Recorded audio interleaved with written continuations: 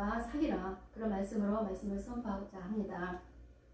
요즘 100세 건강시대를 맞이하고 있죠. 그래서 많은 사람들이 100세까지 살려고 열심히 노력하고 돈을 벌고 돈을 많이 모아서 또 이렇게 노후 대책을 하고 있고, 또 시간만 나면 또 밖에 나가서 맛있는 거 먹고 또 구경하고 힐링의 시간을 많이 갖고 있죠. 그것은 뭐예요?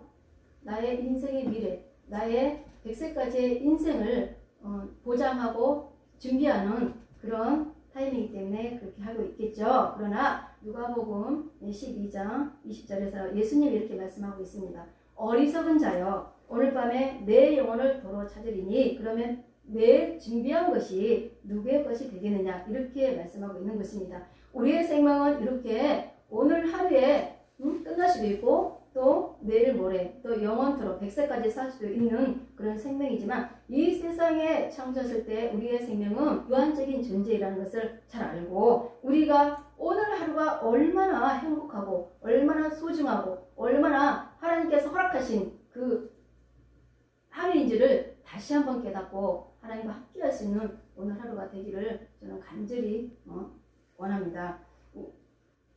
이렇게 살다가 우리가 갑자기 죽는다면 우리는 어떻게 될까요?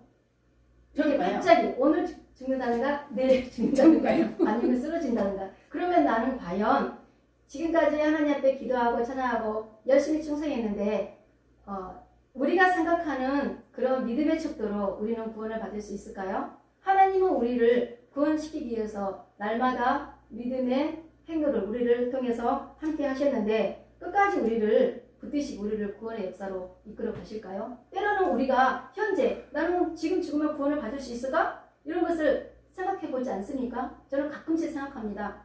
이번 주 내내 이 누가복음 12장 20절 말씀을 생각했어요. 내가 지금 당장 쓰러지고 내가 지금 당장 죽고 내가 지금 당장 아프다면 나는 구원에 이룰 수 있을까? 나의 믿음이 연약하고 내 육신도 연약하고 내 영혼도 쓰여지는데 나는 하나님 앞에 구원을 받을 수 있을까? 그런 생각을 가끔 해봅니다. 그리고 요즘에는 어떤 이단에서는 다른 신앙인들이 다른 교단의 신앙인들이 오면은 이렇게 물어본다고 하죠. 당신은 구원을 받았습니까? 그렇게 믿음을 또 건드려 보는 거죠. 그래요. 그거는 뭐냐면 저 사람 안에 정말 하나님으로 인한 그 구원의 확신, 그 믿음이 가득 차 있는지 그걸 물어보는 거. 그럼 그것을 그 믿음이 있는가? 너는 구원을 받았는가? 그것을 또 말씀으로 풀이하라고 하면은 일반 평신도들은 잘 하지를 못합니다. 우리는 날마다 우리 안에 하나님께서 구원의 역사를 이루기 위해서 끝까지 온전한 구원을 이루기 위해서 우리를 믿음을 항상 달아보시고 연단하시고 훈련시키시고 그래서 믿음의 길을 가게 하는데, 이러한 길이 온전히 우리가 온전한 믿음까지 갈 수 있는지 우리가 우리의 믿음을 항상 점검해보는 그런 저와 여러분들이 되기 원합니다. 우리는 이 땅에서 하나님 허락하신 우리의 사명을 잘 감당하고 하나님 보호자 앞에 다 가야 돼요. 그래서 심판을 받아야 되고 하나님 또 이 땅에서의 그 행한 모든 것들을 하나님 앞에 다 보여야 되는 그런 때가 반드시 누구나 다 온다는 거죠. 구원의 길은 무엇으로 가는 것입니까? 구원은 어떻게 가는 것입니까? 믿음으로 가는 거예요. 믿음으로 가는 건데 그 믿음은 뭡니까? 하나님을 경외하는 거예요. 그 경외함으로 말미암아 내가 하나님 앞에 순종해 나아가는 거예요. 믿음이 이 땅에서 순종하지 않으면 믿음이 아니에요. 하나님을 경외한다고 해서 순종하지 않으면 그것은 믿음이 아니에요. 믿음과 경외와 순종은요 같이 가는 거예요. 그래서 믿음이 많다, 믿음이 크다 그런 사람 중에서도 순종하지 않으면 믿음이 없는 거예요. 우리가 한 사람을 볼까요? 아브라함이 창세기 12장에서 모리아산에 이제 아들 이삭을 이렇게 또 제단에 바치러 가죠. 바치러 갈 때 그때 아브라함이 한 얘기가 있어요. 그 얘기가 뭐냐면 우리가 올라가서 예배하고 돌아오리다 이렇게 했어요. 이것은 뭐예요? 하나님 앞에 순종하고 다시 오리라 이렇게 말한 거예요. 예, 우리가 막 교회에서 화려한 조명, 엄청난 크게 울리는 그런 찬양과 악기 이런 말씀 선포가 다 예배라고 100% 하나님 앞에 기뻐하는 순종하는 그런 예배가 아니라는 거예요. 믿음 있는 자는 이 교회 안에 밖에 나가서 이 세상 속에서도 하나님의 음성을 듣고 하나님이 너에게 원하는 그것을 행하기를 바래요. 이 세상에서 하나님과 함께 걸어가는 것을 원하신다는 거죠. 교회에서는 충성하고 헌신하고 순종하는 것 같지만 밖에 나가면 그게 아니거든요. 세상에서도 법과 질서가 있어요. 세상 가운데서도 하나님 믿지 않는 사람 가운데서도 지켜야 되고 순종하는 그런 것들이 있단 말이에요. 그래서 아브라함 같은 경우는 창세기 17장에서 하나님이 너는 완전한 자가 되어라. 너는 하나님 앞에 완전한 자가 되어라. 그러면서 아브라함에서 아브라함으로 이름을 바꿔 주신 거죠. 그것은 아브라함을 이제 인정하는 거예요. 이제 아브라함이 이제 이름을 바꿔줬다는 것은 이제 아브라함을 이제 믿는다는 거예요. 그래서 창세기 22장에서 이제 너의 가장 사랑하는 자녀를 이제 나에게 바쳐라. 그럴 때 이제 아브라함이 완전한 자, 그 대가 되어라. 그것을 믿음으로 실천한 거죠. 그때 하나님께서 어떤 음성을 주셨냐면 이제 네가 나를 경외하는구나. 그렇게 말씀하셨단 말이에요. 그래요. 믿음과 행동은 분명히 같이 동반됩니다. 믿음만 있다 해서 기도만 하면 안 되고 믿음만 있다 해서 다 온전한 믿음이 아니라는 거죠. 분명히 어떤 질서나 어떤 법도 속에서 항상 우리에게 작은 것들하더라도 다 이렇게 순종해 나아가는 것이 믿음과 순종의 길이에요. 항상 일치하는 거죠. 어떤 사람은 때로는 사람의 말은 잘 듣는데 하나님 말씀을 안 들어요. 그리고 어떤 사람은 하나님 말씀에 순종을 잘하는데 어떤 사람은 사람의 말은 너무나 안 들어요.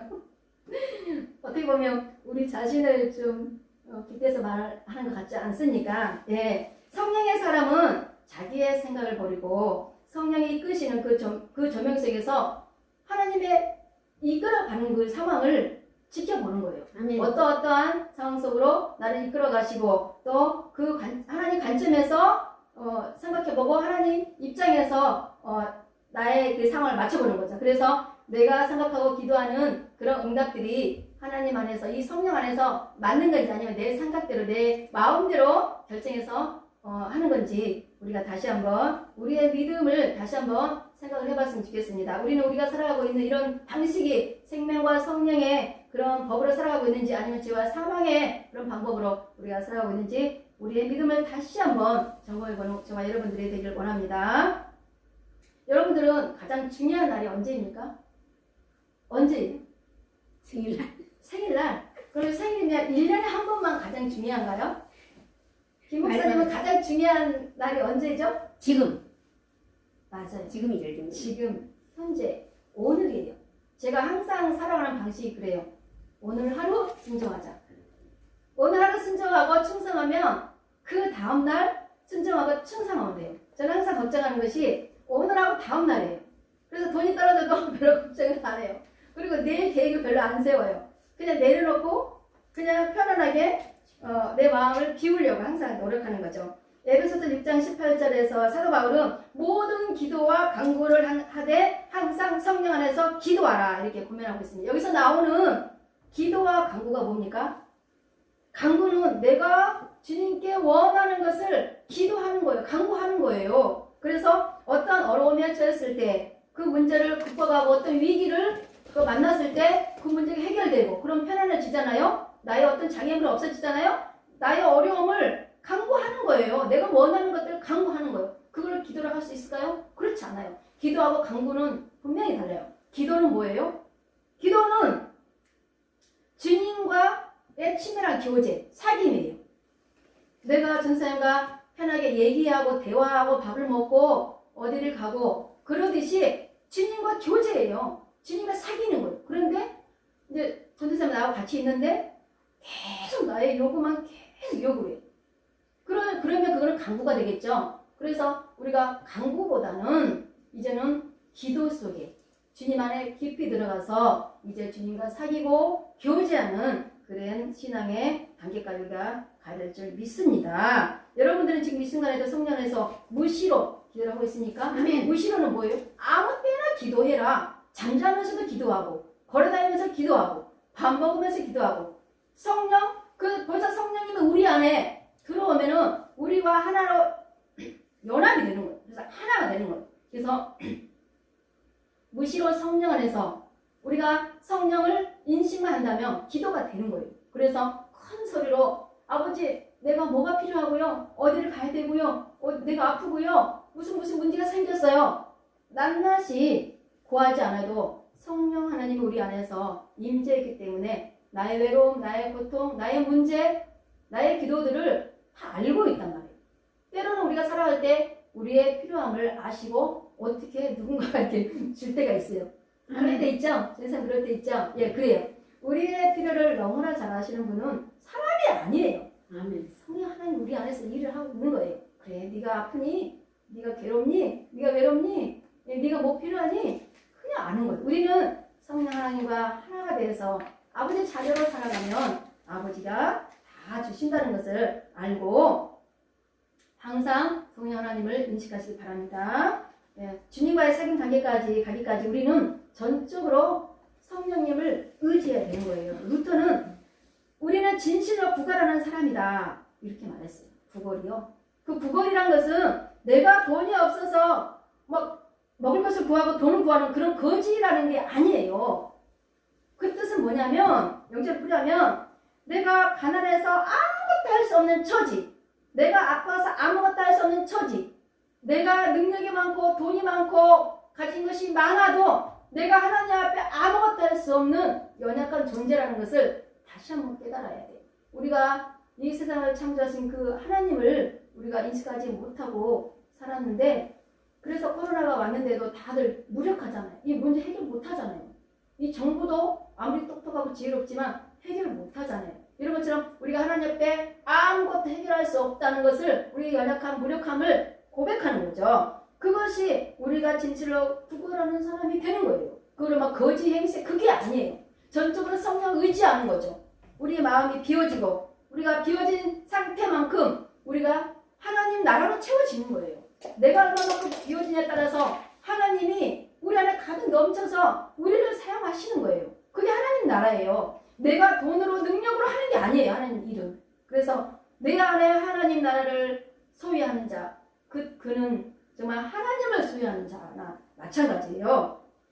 프랑스의 작가 잔느 기영의 사귐의 기도라는 책이 우리 집에 있어요. 잠시 봤는데 그분의 책을 보면은 위대한 믿음은 위대한 자기 포기로 이어진다. 그렇게 써 있습니다. 그 뜻은 뭐냐면 내가 온전히 자기 포기로 들어갈 때 그 완전함에 이른다. 이런 표현이에요. 그건 무슨 뜻이에요? 쉽게 풀이하면 나의 생각, 나의 모든 하고자 하는 그런 것들을 다 내려놓고 비우면 그 안에 성령과 온전히 연합해서 성령께서 그 뜻을 이루어 가신다는 그런 뜻이죠. 예, 정치도 이제 뭐 목사라 해서 뭐 안 한다? 그런 거 아닙니다. 사명이 있으면 해야죠. 하지만 내가 야망에 쌓여서 내가 어떤 거를 하고 싶어서 그런 큰 일을 하고 싶어서 정치를 하는 것이 아니라 성령 하나님이 그래 너 나라가 위급하다. 너 나라를 위해 기도하고 나라를 위해 뛰어라. 성령 하나님이 인도하면은 그 음성을 듣고 나아가는 거예요. 예, 그래서 내 마음대로 하지 않고 정말 성령에 의지해서 하면 사람이 붙고 물질이 붙고 하나님이 자연스럽게 일할 수 있도록 길을 인도한단 말이에요. 그러면 힘들지가 않아요. 그게 성령의 기름 부음인 거예요. 예수님은 삼위하셔서 율법을 가르쳤어요. 마태복음 5장 3절에 심령이 가난한 자는 복이 있나니 천국이 그들의 것이며 이렇게 말씀하셨는데 여기서 심령이라는 것이 영을 말하는 거예요.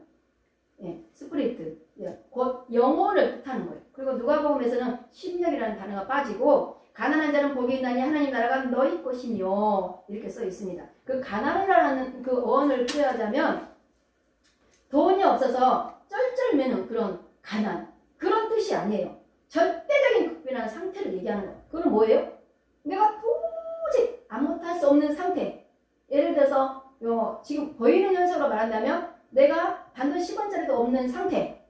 어떻게 누워서 일어나지도 못하는 그런 상태. 아주 극빈한 상태. 절대적으로 누구의 도움이 없으면 안 되는 그런 상태를 말하는 거예요. 심령에 가난한 자는 복이 있나니 그러한 자를 복이 있대요. 하나님 나라가 너희 것이니요. 이해가 좀 안 되지 않습니까? 예. 하나님은 그 상태, 아주 절대적인 극빈의 그 상태에서 하나님을 전적으로 의지할 수 있는 자, 그가 복이 있대요. 그 안에 하나님 나라가 임한다는 거죠.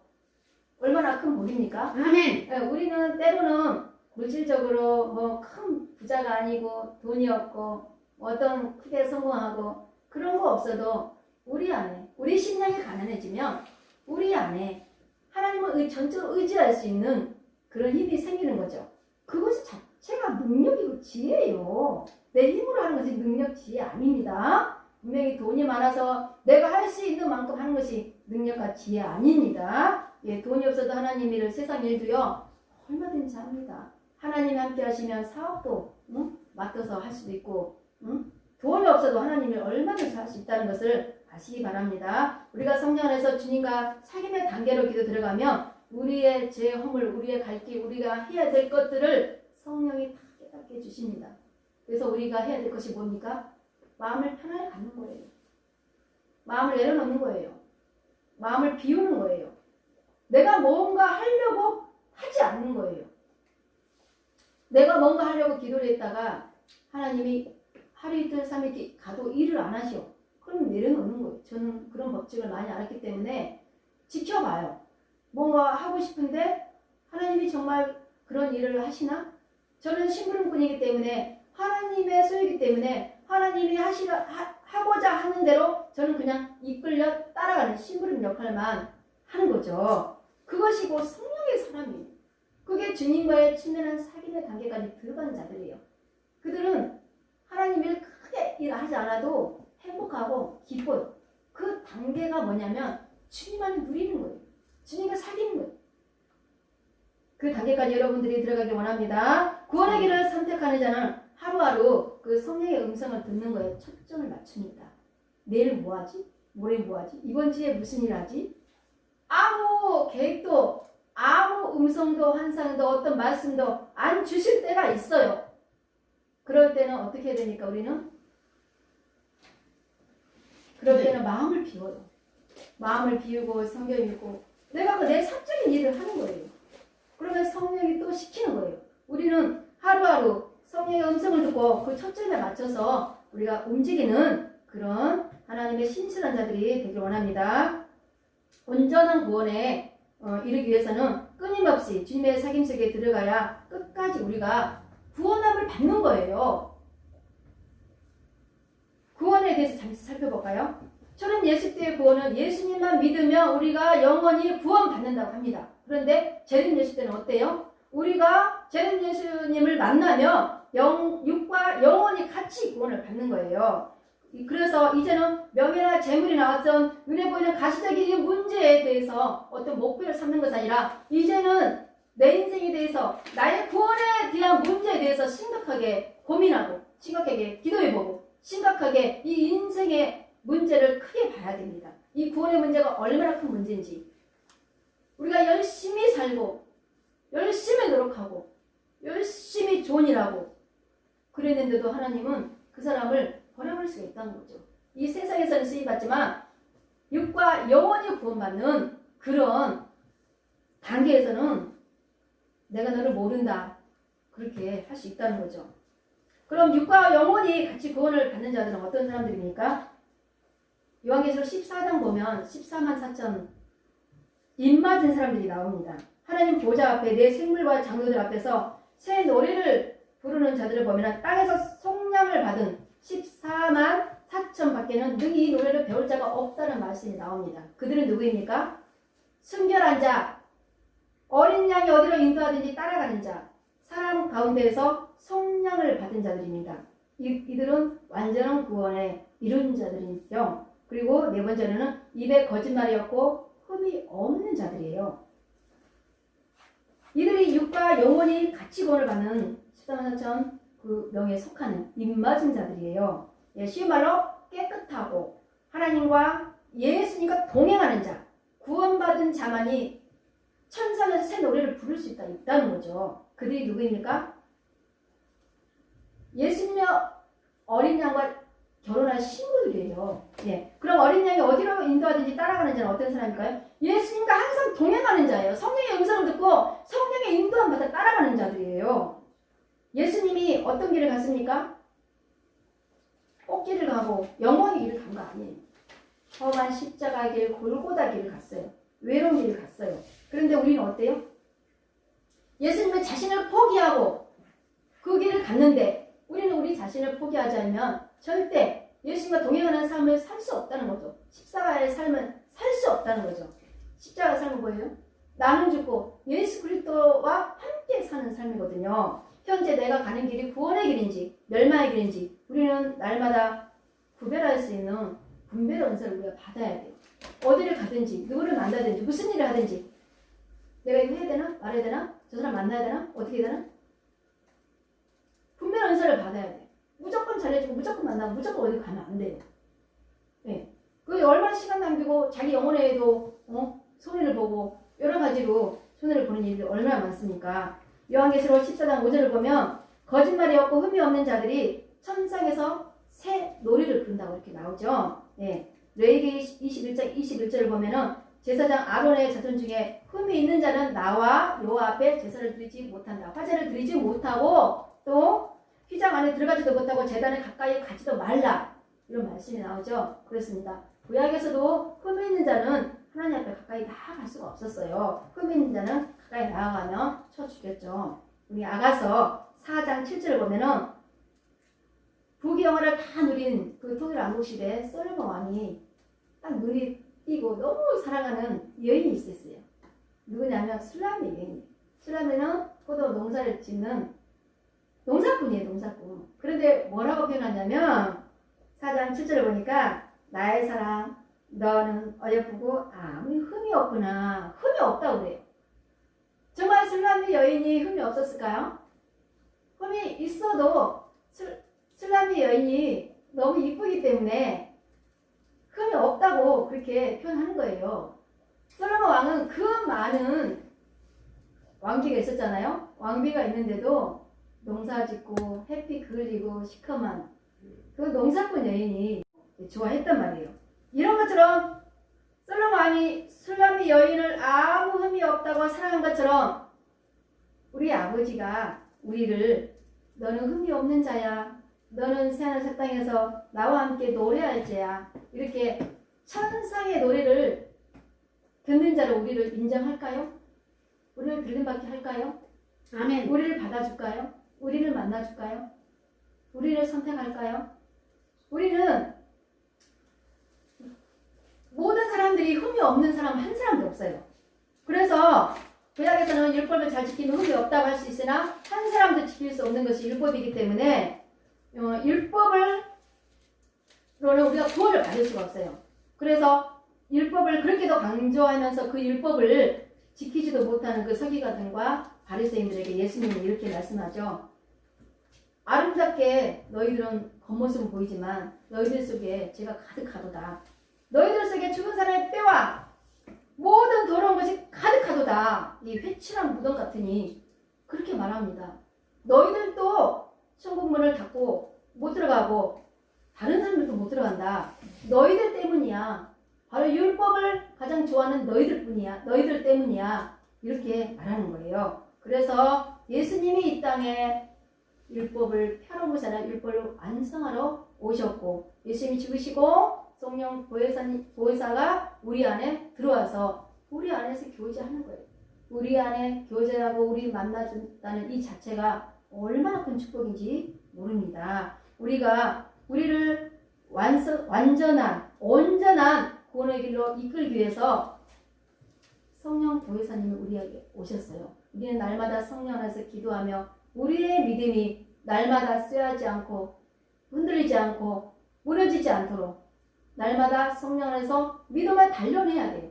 그것은 날마다 매 순간마다 오늘 이 지금 이 성령의 음성을 듣는 거예요. 성령이 나에게 원하시는 것이 무엇인지 성령과 함께 동행하는 거예요. 그것이 온전한 우리의 믿음의 길을 가는 거예요. 성령과 동행하지 않으면 성령을 세겠다가 6으로 끝나는 거예요. 이제 그래야만 우리가 예수님이 우리에게 완전한 구원의 역사, 온전한 구원의 역사, 그것은 곧 육과 영혼을 같이 구원받게 하는 거죠. 그러면은 그것이 영원한 복음시대의 역사를 이루어가는 그 새 시대에 들어가는 거예요. 우리는 이제 어때요? 영혼만 구원을 받는 그 시대는 끝났어요. 우리가 믿음으로 자꾸 온전한 믿음의 그 단계까지 가려면 그 영원한 복음 세계, 새 시대, 주님이 준비하는 그 시대에 주인공을 우리가 살아가야 돼요. 내 자신이 이 세상의 명예와 재물, 눈에 보이는 그 가시적인 거에 목표를 두고 날마다 달려간다면 나중에 아무것도 손에 쥐어진 게 없어요. 나를 인정하는 사람도 없고 세상 사람들도 나를 인정하지 않고 하나님도 인정하지 않는단 말이에요. 버려버린단 말이에요. 우리는 세상 속에서 정치를 하든 사업을 하든 무슨 일을 하든 성령 안에서 해야 돼요.